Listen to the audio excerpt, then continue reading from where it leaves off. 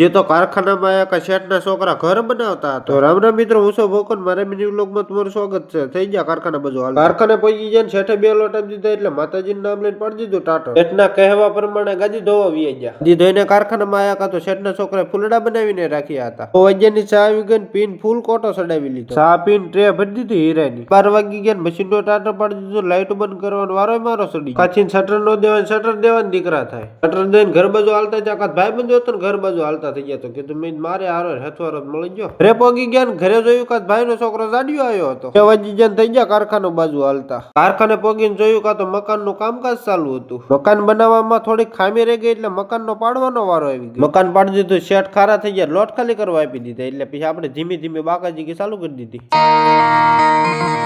હા થોડી પાંજરા વાળા હાંકળ નથી બાગ છૂટા લોટ ખાલી કરીને બહાર આવ્યા બે ગોલું મોલું બાંધતા હતા. 7 વાગી ગયા, મશીન નું ટાટર પાડીને શટર દઈને થઈ ગયા ઘર બાજુ હાલતા. તો મિત્રો, આ મિની વ્લોગ અમારો અહીંયા પૂરો થશે. કાલ નવી મોજ મસ્તી સાથે નવા વિડીયોમાં મળવી.